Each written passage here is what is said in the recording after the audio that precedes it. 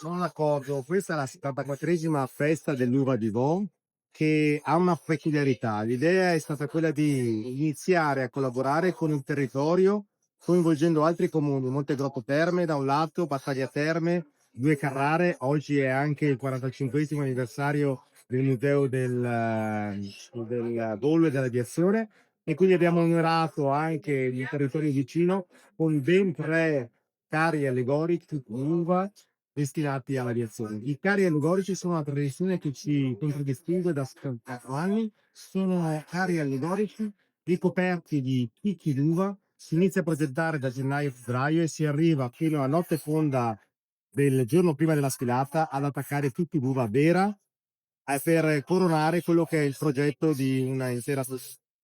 Progetto anche territoriale, perché questa mattina abbiamo fatto un bellissimo tour alla scoperta del territorio e delle cantine che rappresentano questo territorio. Quindi direi un notevole passo in avanti.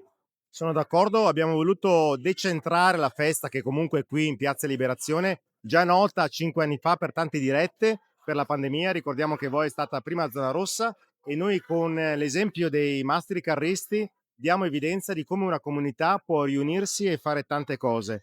Durante queste serate abbiamo bambini di 5, 6, 7, 8 anni accompagnati da genitori, nonni, zii e parenti che si mettono tutti attorno a dei carri.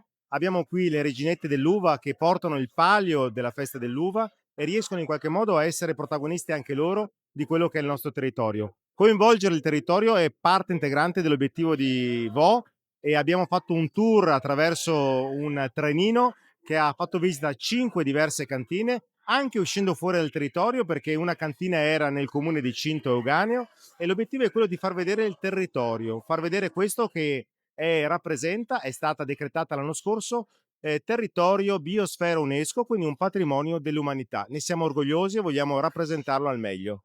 È un passo avanti quello multi, come dire, culturale, ma anche multidecentrato di tanti campanili. Non è più un solo comune, ma come ricordava lei, tanti comuni insieme.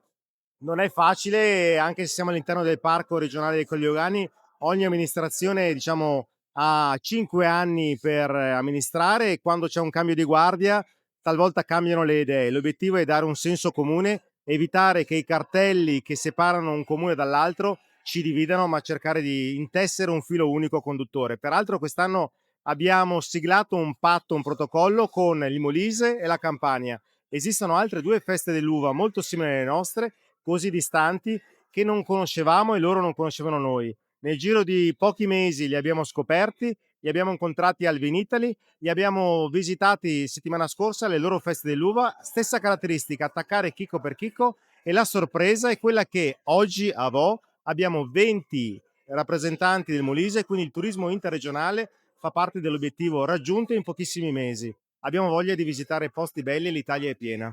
Signor Sindaco, voltiamoci alle sue spalle una folla che sta salutando questa bellissima occasione e che ovviamente continua. Allora, la festa continua perché anche ieri fino alle 2 di notte c'era tanta gente qui in piazza, la piazza è grande e l'obiettivo è quello di riuscire a fare festa insieme, tornare a guardare alle comunità come obiettivo numero uno in un periodo storico molto difficile con degli scenari internazionali che spaventano, riuscire a dimostrare e a guardare alle comunità come punto di partenza per smussare gli angoli ed essere comunità anche aperta, diciamo, a un momento di pace, un messaggio di pace. Quindi essere qui a Vo oggi rappresenta anche questo, con uno sguardo anche a voler essere uniti e non divisi.